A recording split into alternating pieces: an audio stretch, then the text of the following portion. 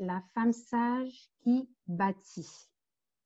Je ne vais pas vous parler de mariage parce que ce verset, c'est vrai qu'on l'utilise beaucoup pour les couples, pour le mariage, pour parler de mariage. Mais ce soir, je vais vous parler de la femme sage qui bâtit. Donc, au travers de ce thème, c'est juste pour vous rappeler que c'est la sagesse qui est le fondement de tout. C'est la sagesse qui est le fondement de tout. Et en tant que femme, pour bâtir notre identité, pour bâtir notre relation avec Dieu, pour amener cette relation, cette communion avec Dieu dans un affermissement, on a besoin de sagesse. Alors, on va passer à l'introduction. Donc, je voulais vous parler tout d'abord de la parole, vous parler de l'importance de la parole de Dieu et vous dire qu'aujourd'hui, vous n'êtes peut-être pas là où vous devez être, mais vous n'êtes plus là où vous étiez hier. Vous n'êtes plus là où vous étiez hier. Et quand on commence à obéir à la parole de Dieu et à pardonner, tout ce que nous pouvons ressentir au-dedans de nous se dissipe. D'où l'importance de lire la parole de Dieu et de se remplir de la parole de Dieu quotidiennement. Donc, nous n'allons pas à l'église simplement pour écouter les enseignements et dire Amen. On ne vient pas sur la plateforme Zoom, par exemple, juste pour écouter des enseignements et puis après, on se déconnecte et puis on rentre chez nous. Non. En fait, nous venons écouter cette parole pour être transformés, pour que le Seigneur, en fait, réponde à des besoins bien précis. C'est pourquoi nous devons faire absolument ce que nous dit la parole de Dieu. Sinon, elle ne va pas travailler dans nos vies. Donc, la conséquence, en fait, de la lecture de la parole, de la méditation de la parole dans nos vies, la conséquence d'obéir à la parole de Dieu et de la mettre en pratique, c'est qu'elle nous donne, en fait, de rester dans une zone de sécurité. Elle nous sécurise face aux attaques de l'ennemi. Elle nous sécurise face aux oppressions, face à la maladie. Elle nous sécurise, en fait, face à plusieurs domaines dans nos vies. Et le diable peut essayer de venir contre nous. Il le fait de toutes les façons, le diable le fait tout le temps. Quelle que soit la manière, minime soit-elle, il essaie toujours de nous emmener, comme le disait la sœur Lise tout à l'heure, de nous emmener dans la colère, de nous emmener à nous exaspérer, de nous emmener dans l'irritation, de nous mentir. Mais quand on demeure dans la parole de Dieu et qu'on est sécurisé par la parole de Dieu, mais il ne parviendra pas à nous détourner en fait de ce que cette parole en fait est venue semer dans notre cœur. Et il ne parviendra pas de nous détourner du plan de Dieu pour nos vies. Donc voilà. Voilà pourquoi il est important de lire la parole, de la méditer et surtout de la mettre en pratique. Donc simplement, aujourd'hui, après cette introduction, je vais vous lire quelques versets pour appuyer cette introduction que je viens de faire. Donc après cette introduction, on va décider de rester dans les frontières et les limites de sa parole. C'est-à-dire qu'on ne va pas sortir de ce que la parole nous dit. On va décider de rester cadré, de mettre des bornes. Et nos bornes, c'est la parole de Dieu. Voilà. Donc, je vais lire le Proverbe 29, verset 18. Le Proverbe 29, verset 18 nous dit « Quand il n'y a pas de révélation, le peuple est sans frein. Heureux s'il observe la loi. » Donc, si on ne lit pas la parole de Dieu, si on ne la met pas en pratique, si on ne la met pas en pratique, en fait, et on ne voit pas, en fait, les effets de la parole de Dieu dans nos vies, en fait, on va être comme des personnes qui sont aveuglées, qui n'ont pas de révélation, qui vivent dans l'ignorance. Et la Bible dit que le peuple est sans frein. Heureux s'ils observent la loi. Donc, si on observe, ou si on lit la parole, si on observe la loi, en fait, nous allons être des personnes heureuses, nous allons être des personnes épanouies, nous allons être des personnes qui vont vivre malgré les circonstances, malgré ce qu'on peut, malgré les défis, les circonstances, les situations difficiles, malgré tout ce qui pourra nous arriver, nous sommes sécurisés par la parole.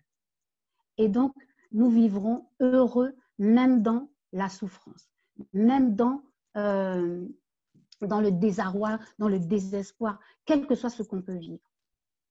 Matthieu 7, 24 dit aussi, c'est pourquoi quiconque entend ces paroles que je dis et les met en pratique sera semblable à un homme prudent qui a bâti sa maison sur le roc. Donc, le synonyme de prudent, c'est prévoyant. J'ai regardé dans le dictionnaire. Donc, c'est pourquoi quiconque entend ces paroles, c'est que celle qui lit les paroles, on dit entendre les paroles. Entendre ou lire les paroles, on peut lire la Bible à haute voix, donc on entend les paroles. Donc, quiconque entend ces paroles que je dis et les met en pratique sera semblable à un homme prudent, à un homme prévoyant qui a bâti sa maison sur le roc. Donc, c'est notre rôle à nous. En fait, on doit être ces femmes qui vivent avec ces paroles, qui entendent ces paroles et qui les mettent en pratique. Alors, on sera semblable à des femmes prudentes, à des femmes prévoyantes. Et nos maisons seront bâties sur le roc. Romains 2,13 dit, ce ne sont pas en effet ceux qui écoutent la loi qui sont justes devant Dieu, mais ce sont ceux qui la mettent en pratique qui seront justifiés. On dit ce ne sont pas en effet ceux qui écoutent la loi qui sont justes devant Dieu. Donc on n'a pas, c'est pas parce qu'on écoute juste qu'on va être juste devant Dieu. Si on écoute simplement la parole de Dieu, on ne sera pas juste devant Dieu. Mais la Bible nous dit que ce sont ceux qui la mettent en pratique qui seront justifiés. Donc, nous avons le rôle de mettre la parole de Dieu en pratique. On n'a pas juste à l'écouter, de venir écouter des enseignements, que ce soit le dimanche, pendant le culte ou pendant les réunions qu'on a là, comme celle de ce soir. Non. En fait, on n'a pas juste à écouter. On a à écouter et on a aussi à mettre la parole de Dieu en pratique. Amen. Donc voilà, nous allons passer à la diapo suivante. Alors, aujourd'hui, je vais faire un petit exercice. Donc, j'ai trouvé cette photo. Vous allez on va prendre 1 minute et vous allez écrire sur le chat ce que vous voyez sur cette photo. Vous pouvez y aller. On va prendre 1 minute.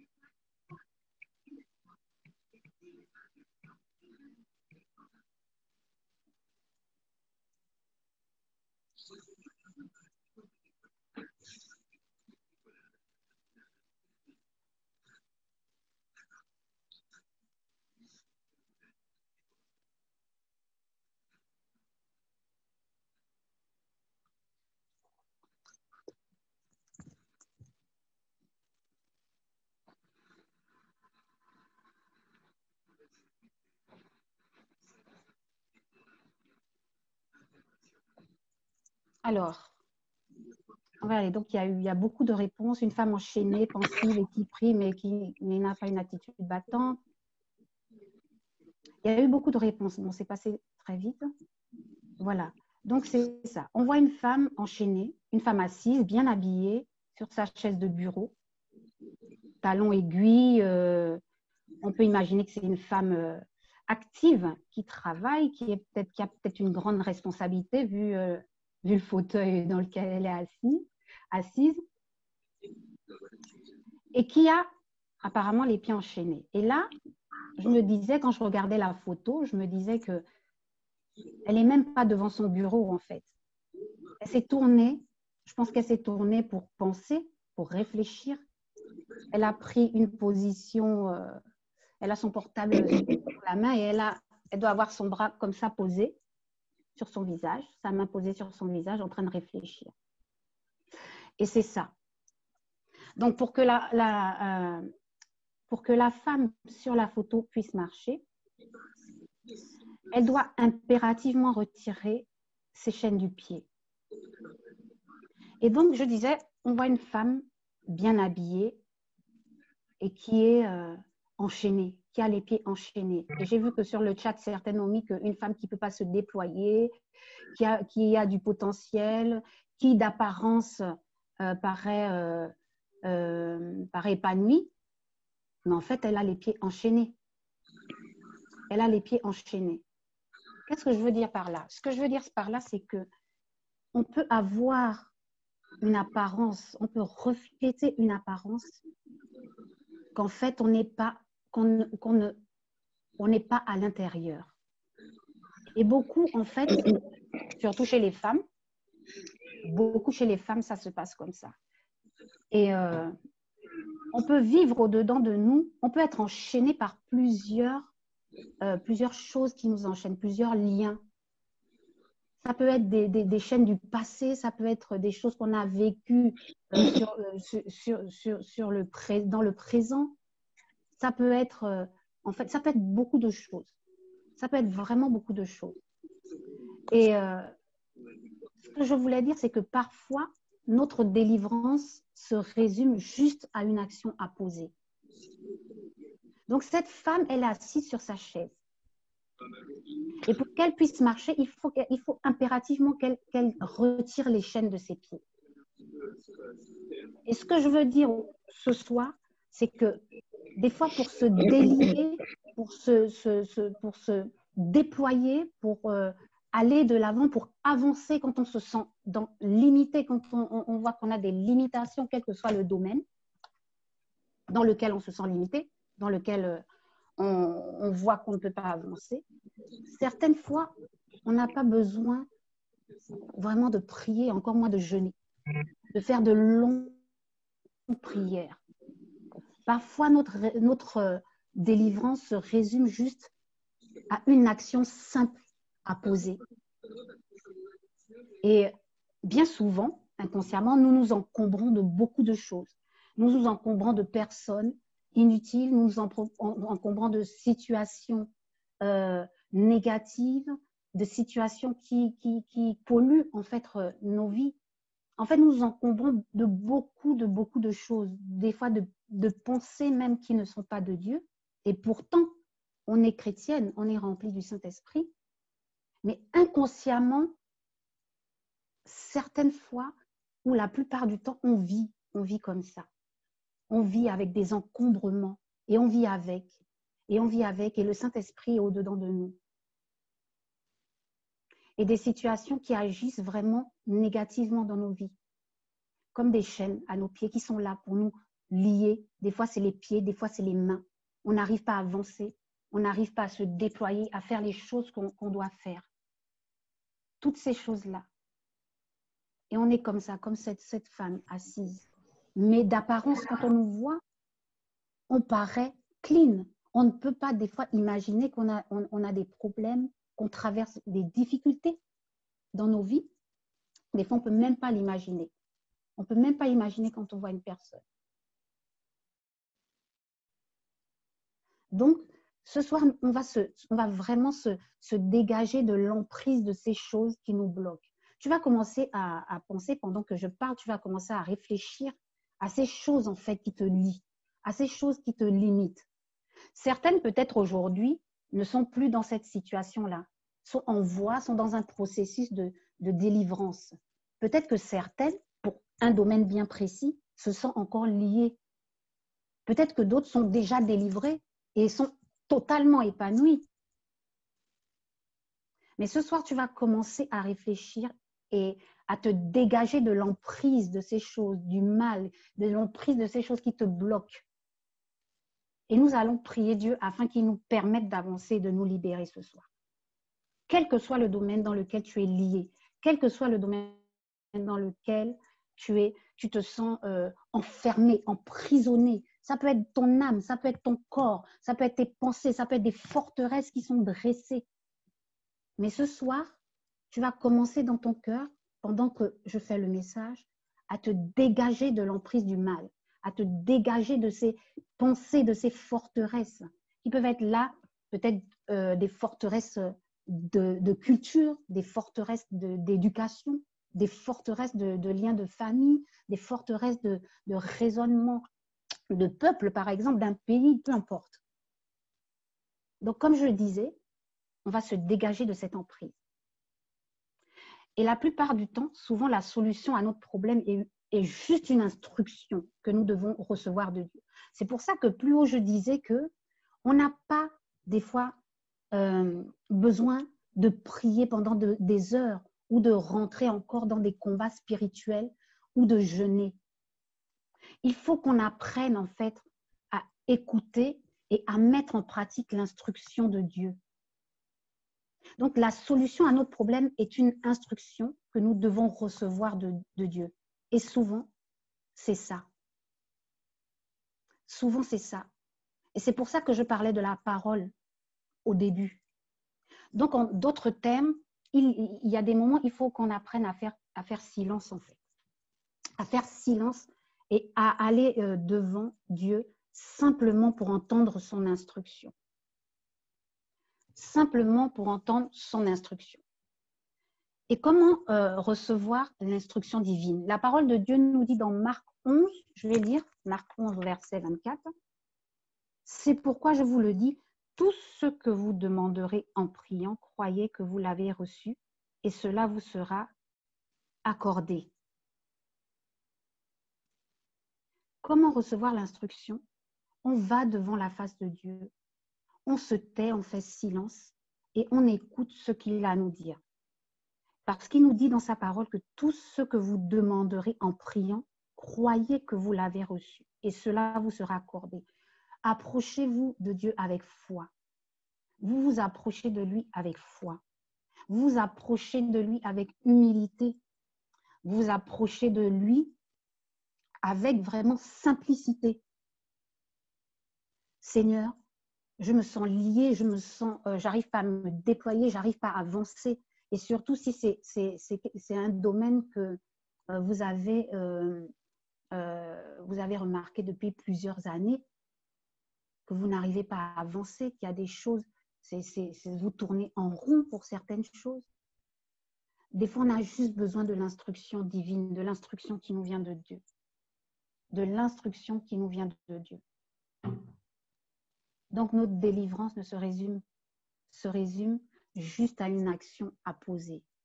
Et ce soir, tu vas écouter l'instruction de Dieu. On va prendre un temps à la fin où nous allons écouter l'instruction divine. Et pendant que je parle, je le redis encore, soyez attentifs à l'Esprit de Dieu qui vous parle aussi en même temps dans vos cœurs. Donc, comme je disais, tous nos problèmes ne nécessitent pas d'interminables prières. Tu vas devant la face de Dieu, tu attends l'instruction qu'il te donne et tu la mets en pratique. Tu obéis à l'instruction qu'il te donne. Parfois, en allant devant sa face, il va tout simplement te dire de lâcher prise sur quelque chose. Il va te dire de te séparer peut-être d'un endroit. Il va te dire peut-être de te séparer d'une personne qui n'est pas bonne pour toi, de te séparer d'une chose, de te séparer d'un trait de caractère, de te séparer d'une façon de penser, de te séparer d'une habitude. d'adopter un nouveau mode de fonctionnement, il y a plein de choses que le Seigneur pourra mettre le doigt dessus. Comme je disais au début, il nous connaît chacune. Il nous connaît même jusqu'au nombre de nos cheveux. Il nous connaît. Donc, une fois l'instruction appliquée, vous avez obéi à l'instruction de Dieu, faites cette expérience, vous remarquerez que votre situation va se décanter. Et comme ça, vous pourrez avancer librement. Donc, ce soir, décide de lui ouvrir ton cœur. Tu vas lui demander aujourd'hui de t'aider à discerner le boulet qui t'empêche d'avancer. Ce boulet, en fait, qui est attaché aux chaînes, qui te lie au niveau de tes pieds. Donc, sache que ce dans quoi nous sommes aujourd'hui est la résultante des choix que nous avons faits dans le passé. Et le fait d'être lié, le fait d'être des fois enchaîné, de se sentir bloqué, fait que nous tournons en rond, comme je disais, et des fois nous posons toujours les mêmes actes, nous faisons toujours les mêmes choses, et on ne se rend pas compte en fait. Mais à un moment donné, il faut se dire, ça suffit, ma vie doit changer, ça suffit. En fait, l'Esprit de Dieu en fait, qui habite en moi doit se manifester pleinement. Et l'Esprit de Dieu qui habite en moi, c'est la joie, c'est la paix, c'est l'amour, c'est la bonté, c'est la maîtrise de soi. C'est le fruit de l'Esprit en fait. Donc, ce dans quoi nous sommes aujourd'hui est la résultante des choix que nous avons faits dans le passé. Et les choix que nous avons faits dans le passé, peut-être que ces choix-là, nous-mêmes, nous sommes responsables de ces choix. Peut-être que dans les choix que nous avons faits, nous avons écouté certaines personnes. Donc, nous subissons aussi aujourd'hui les choix que les personnes ont fait à nos places. Mais aujourd'hui, ce que je veux vous dire, c'est que faites-vous pour remédier à cela en fait? Est-ce que vous voulez demeurer dans le passé ou est-ce que vous voulez avancer? Car si aujourd'hui, nous demeurons dans ces situations-là, alors c'est de notre faute. Parce que nous sommes pleinement conscientes que nous avons fait des mauvais choix, que nous avons fait des choix qui nous ont menés là où en fait on ne devait pas être, peut-être, là où peut-être on a pris des choix, quel que soit le domaine en fait. Là, je parle en général. Peut-être que nous sommes dans ces temps-là, dans ces moments-là où on se pose la question, on dit, bon, maintenant j'ai fait des mauvais choix, ok, mais on ne va pas s'attarder là-dessus. On ne va pas ressasser. Mon Dieu, si j'avais fait ça, si je n'avais pas fait ça, pourquoi j'ai fait ça? Pourquoi j'ai fait ça en fait? Pourquoi j'ai pris la décision d'aller là-bas? Pourquoi j'ai pris la décision de choisir ce travail-là? Pourquoi j'ai pris la décision de faire ces études-là?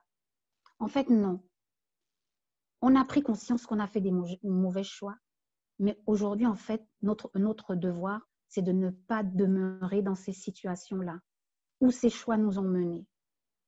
Et c'est pourquoi nous avons besoin de la sagesse et de l'intelligence divine. Je vais vous donner juste, je ne vais pas rentrer dans les détails parce que s'il faut développer la sagesse et l'intelligence divine, ça va prendre, c'est aussi des enseignements. Je vais juste vous donner la définition de ce qu'est la sagesse. Donc, la sagesse, pour le livre des Proverbes, j'ai lu les Proverbes. Pendant tout un mois, je me suis mise à lire les Proverbes. Et franchement, je vous encourage à lire les Proverbes. Les Proverbes, en fait, des fois, on néglige certaines choses, mais les Proverbes, c'est un peu comme une éducation chrétienne, en fait. C'est une éducation spirituelle. Quand on la lit, tu te rends compte qu'il y a beaucoup de réponses, en fait, qu'on cherche des fois dans les Proverbes. Donc, je disais que les Proverbes, pour le livre des Proverbes, la sagesse, c'est avoir une vue claire des choses de la vie. C'est savoir les apprécier. C'est répondre et agir comme il faut. C'est voir les choses sainement et selon la vérité. C'est savoir accepter la correction, la réprimande. En résumé, la sagesse, c'est admettre que nous ne sommes pas toujours droits, que nous n'avons pas toujours raison, que nos idées et nos pensées ne sont pas toujours justes et que nos actes ne sont pas toujours sans reproche. C'est aussi savoir écouter les autres et tirer des leçons de bon sens. Proverbe 2, versets 1 à 5 dit « Mon fils, si tu fais bon accueil à mes paroles et si tu retiens mes commandements en prêtant une oreille attentive à la sagesse et en inclinant ton cœur à l'intelligence, oui, si tu appelles la sagesse et si tu élèves ta voix vers l'intelligence, si tu la cherches comme l'argent, si tu la poursuis comme un trésor, alors tu comprendras ce qu'est la crainte de l'Éternel et tu trouveras la connaissance de Dieu. En effet, c'est l'Éternel qui donne la sagesse, c'est de sa bouche que sortent la connaissance et l'intelligence. Et puis on voit là dans le verset que en fait, la sagesse, la connaissance, l'intelligence, ça va de pair. Il y a des gens qui sont intelligents mais qui n'ont pas de sagesse. Vaut mieux être intelligent et avoir la sagesse. Avoir de la connaissance, l'intelligence et avoir de la sagesse. Donc il dit, mon fils, si tu fais bon accueil à mes paroles et si tu retiens mes commandements en prêtant une oreille attentive à la sagesse et en inclinant ton cœur à l'intelligence, oui, si tu appelles la sagesse et si tu élèves ta voix vers l'intelligence, en fait, tu appelles la sagesse. On peut l'appeler. La Bible nous dit qu'on peut la demander aussi dans Jacques 1, verset 5. On peut la demander. Comment on demande le discernement, comment on demande beaucoup de choses. Il est important de demander la sagesse à Dieu. Et parce qu'il dit, en effet, c'est l'Éternel qui donne la sagesse. Et c'est de sa bouche que sortent la connaissance et l'intelligence. Alors, je donnerai la définition aussi de l'intelligence. Qu'est-ce que l'intelligence? L'intelligence divine, c'est la capacité de comprendre Dieu, de comprendre le royaume de Dieu, de comprendre les choses de la vie et de réfléchir. Jean 1, verset 3. Au travers de ce verset, en fait, je l'ai mis tout simplement parce qu'au travers de ce verset, on voit l'intelligence de Dieu, en fait. Au commencement était la parole et la parole était avec Dieu et la parole était Dieu. Elle était au commencement avec Dieu.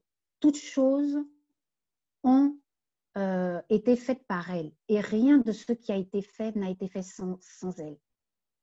On dit toutes choses ont été faites par elle et rien de ce qui a été fait n'a été fait sans elle. En fait, cette phrase, au travers de cette phrase, on voit l'intelligence de Dieu, en fait. Comment il a créé la terre, comment il a créé le ciel, comment il a créé les animaux, comment il a créé les hommes. Donc, il est important de demander à Dieu l'intelligence divine. L'intelligence pour comprendre les choses de Dieu.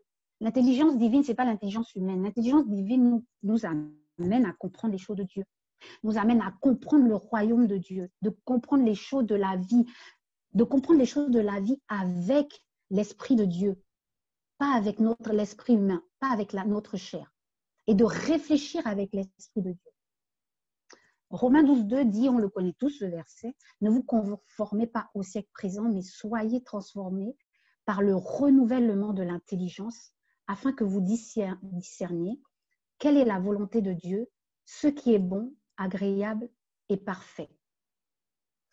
Donc, ces deux versets pour vous montrer quoi? Pour vous montrer que nous avons besoin de l'intelligence divine pour accomplir certaines choses dans nos vies. Et qu'il est capital que notre intelligence soit renouvelée. Comme le dit Romains 12, 2, soyez transformés par le renouvellement de l'intelligence. On doit aspirer à ça. On doit aspirer vraiment à ça. Il y a une chose, en fait, quand je lisais le livre des Proverbes, en fait, je me suis rendu compte, c'est là où Dieu me parlait, en fait. Dieu me disait que j'étais celle qui écoutait, qui entendait la parole de Dieu. En fait, on est tellement dedans, on écoute tout le temps la parole de Dieu, on entend tout le temps des enseignements. On est dans le service, on est là, on fait beaucoup de choses. Mais en fait, si on se pose sérieusement, est-ce que vraiment on met la parole de Dieu en pratique dans nos vies? Est-ce que réellement on met la parole de Dieu en pratique dans nos vies? Donc, Dieu nous parle, mais parfois, nous ne comprenons pas son langage. La Bible dit que Dieu nous parle parfois tantôt d'une manière, tantôt d'une autre. Pourquoi? En fait, nous n'avons pas l'intelligence de Dieu. Nous n'avons pas l'intelligence divine. Je reviens encore dessus, je l'ai mis 2 fois, je sais pourquoi. En fait, c'est important. C'est vraiment important. L'intelligence divine. On a même besoin de l'intelligence pour comprendre les Écritures. Et de demander au Saint-Esprit de nous éclairer, en fait. Quand tu lis la parole, tu demandes au Saint-Esprit d'éclairer ton intelligence pour comprendre la parole de Dieu. Donc, si nous ne comprenons pas le langage de Dieu, comment pouvons-nous marcher avec lui? Et c'est pourquoi on tourne en rond. C'est pourquoi, en fait, on est là, on se dit, mais on est chrétien depuis des années. Mais qu'est-ce qui se passe, en fait? Parce qu'on ne comprend pas la parole de Dieu. C'est comme, par exemple, je vais prendre un exemple. On va mettre une personne qui parle le lingala, on va prendre une personne qui parle le chinois, on va prendre une personne qui parle le polonais. Il y a quoi encore? Voilà, je vais prendre ces 3 langues-là. On va prendre 3 personnes. Si ces 3 personnes se mettent à parler, chacun dans sa langue, est-ce que vous pensez qu'elles vont se comprendre? Non, elles ne vont pas se comprendre. Et c'est comme ça, en fait, avec Dieu. On doit apprendre à comprendre le langage de Dieu.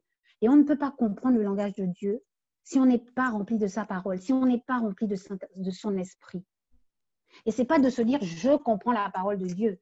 Parce que notre intelligence, des fois, peut nous faire croire qu'on comprend réellement la parole de Dieu. Mais si on a l'intelligence divine, normalement, cette intelligence doit nous amener à mettre la parole de Dieu en pratique. Donc, apprenons à comprendre le langage de Dieu pour qu'on puisse marcher ensemble avec lui dans la voie qu'il a tracée pour chacun de nous. Je vais prendre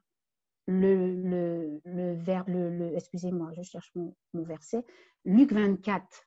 Luc 24, à partir du verset 36 jusqu'à 45. Je vais essayer d'aller vite. Tandis qu'il parlait de la sorte, lui-même se présenta au milieu d'eux et leur dit « La paix soit avec vous ». Saisis de frayeur et d'épouvante, ils croyaient voir un esprit. Mais il leur dit « Pourquoi êtes-vous troublés? Et pourquoi pareille pensée s'élève-t-elle dans vos cœurs? Voyez mes mains et mes pieds, c'est bien moi. Touchez-moi et voyez. Un esprit n'a ni chair ni os, comme vous voyez que j'ai. » Là, c'est Jésus qui parle en fait à ses disciples. Et en disant cela, il leur montra ses mains et ses pieds. Comme dans leur joie, ils ne croyaient point encore et qu'ils étaient dans l'étonnement. Il leur dit, « Avez-vous ici quelque chose à manger ?» Ils lui présentèrent du poisson rôti et un rayon de miel. Il en prit et il mangea devant eux.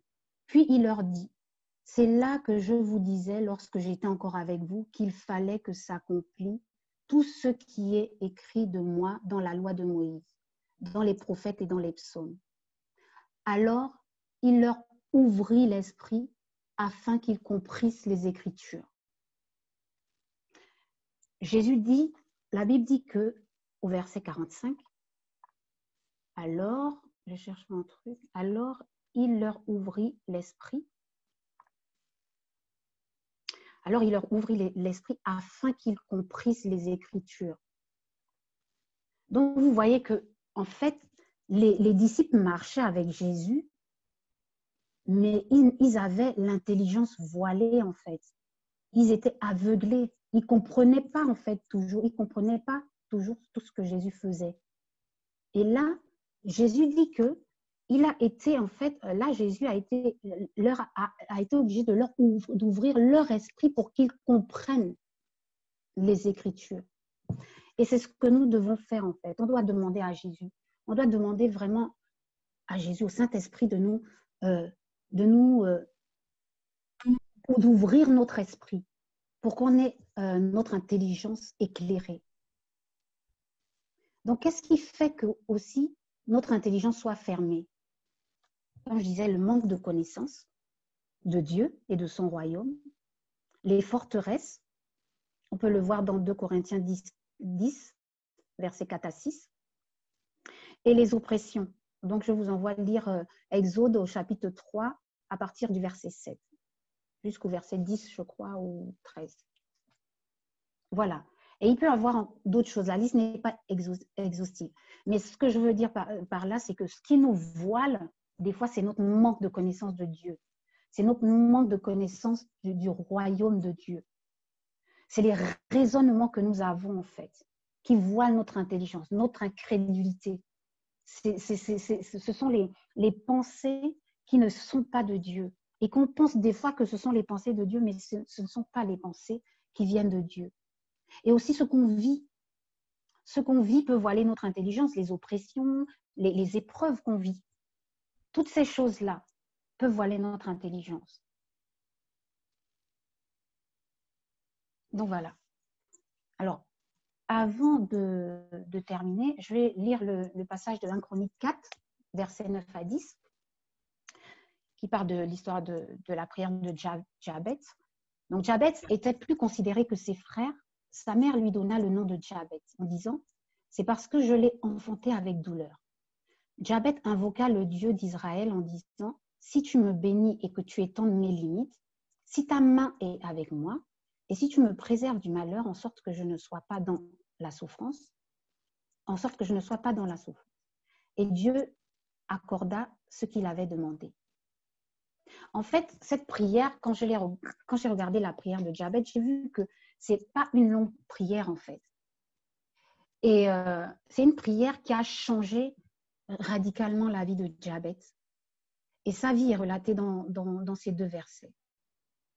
C'est une prière simple, une prière qui a été faite avec foi, qui est simple, où il s'est adressé à celui qui ne cesse de donner, à celui qui est amour en fait.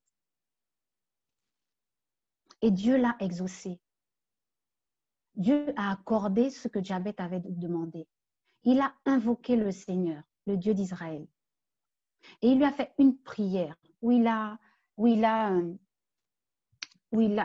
s'est mis, lui, c'était sa prière. On voit bien, si tu me bénis et que tu étends mes limites, si ta main est avec moi et si tu me préserves du malheur, en sorte que je ne sois pas dans la souffrance. Et on dit au verset 9 que Jabez était plus considéré que ses frères. Il était plus considéré que ses frères. Et Dieu accorda ce qu'il avait demandé. Donc, par moments, comme je disais un peu plus haut, on a juste des fois besoin juste de poser une action pour vivre une délivrance, pour vivre des délivrances ou une délivrance selon l'instruction que Dieu nous a donnée. Il y a des délivrances, je ne dis pas qu'il ne faut pas aller prier, il ne faut pas faire des jeûnes. Non, c'est selon l'instruction que Dieu te donne. Selon l'instruction que Dieu te donne. Mais il y a des choses que Dieu te donne et il suffit juste que tu décides de te détacher de tes chaînes. Que tu décides de te détacher de tes chaînes. Donc, pour terminer, pour clôturer le temps d'exhortation, je vais vous raconter une histoire que j'ai lue pour nous encourager. Voilà. C'est une histoire qui m'a encouragée quand je l'ai lue et je pense qu'elle va aussi vous encourager. Je l'ai lue, c'est quelqu'un qui l'a raconté. Hein. C'est même pas que je l'ai lu, je l'ai écouté. Donc, écoutez bien cette petite histoire.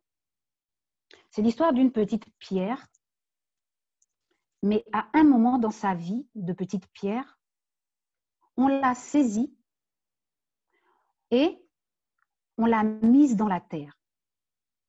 Quand on l'a mise dans la terre, on a rajouté la terre sur elle. Et encore, on rajoutait la terre sur elle. Du coup, l'air ne passait plus.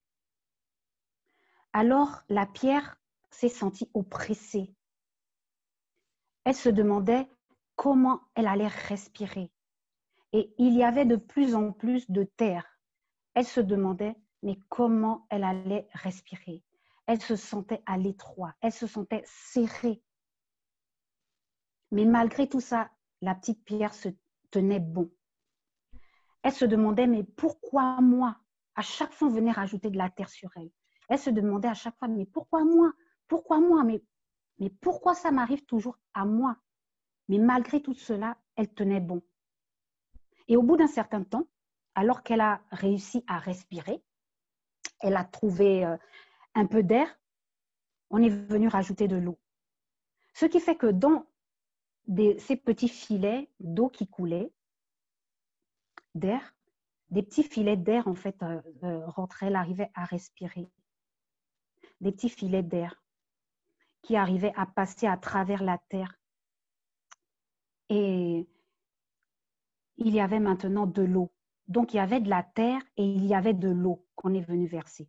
Non seulement elle n'arrivait plus à respirer parce qu'elle était en plein air, mais en plus, on est venu lui rajouter de l'eau à cette pierre. On est venu encore lui rajouter de l'eau. Et là, elle s'est encore dit, mais pourquoi moi? Qu'est-ce que j'ai encore fait? Pourquoi moi? Pourquoi toujours moi? Et ça, on se le dit des fois. Quand on vit des épreuves, et quand on regarde à côté, on voit que les autres paraissent ou ont l'air heureux, parce que tout le monde vit des épreuves, elle se dit encore, mais pourquoi moi? Qu'est-ce que j'ai encore fait? Pourquoi ça n'arrive toujours qu'à moi? Et elle se mettait encore plus de pression. Et elle sentait la pression venir à l'intérieur d'elle. Et un jour, paf, la pierre a craqué littéralement, devant, derrière, partout. Elle a craqué. Et à ce moment-là, bien précis, les choses ont commencé de sortir d'elle, en fait. Et elle s'est écriée, oh là là, qu'est-ce qui se passe? Oh là là, qu'est-ce qui m'arrive? Et ces choses, en fait, sont des racines. En fait, c'est des racines qui est en train de sortir d'elle. Parce que la petite pierre, toute sa vie, qu'est-ce qu'elle a cru? Elle a cru toute sa vie qu'elle était une pierre alors qu'elle était une graine. Alors ces racines ont commencé de sortir. Les racines sortent et puisent depuis son environnement, autour de son environnement. Ces racines sortent et puisent depuis cet environnement toute la force qu'il faut pour faire d'elle une magnifique fleur. En fait, la pierre s'est dit que toute sa vie, elle était une pierre, alors qu'elle était une graine, qui est en fait devenue une magnifique fleur. Une fleur qu'on a enterrée dans la terre, une fleur qui se sentait étouffée, qui n'arrivait plus à respirer. Et on voit maintenant qu'elle devient une merveilleuse et une magnifique fleur. Qu'est-ce que je veux que vous compreniez avec cette histoire de fleurs? C'est que, en fait, la vie, les épreuves nous traitent comme ça. Les épreuves, elles nous traitent comme ça.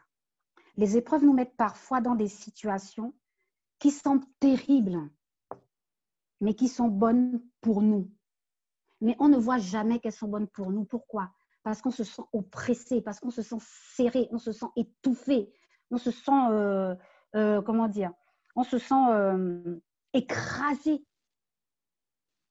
Mais c'est ça, c'est ce que les épreuves nous enseignent. En fait, les épreuves nous enseignent que ces situations que nous traversons sont bonnes pour nous. D'où l'intelligence divine dont on a besoin.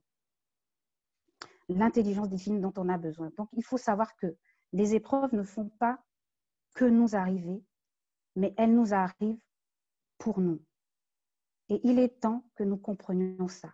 Il est temps pour chacune de nous de se rendre compte que cette pression qu'il y a autour de nous, cet environnement qui semble difficile, c'est l'environnement qui est propice pour notre éclosion.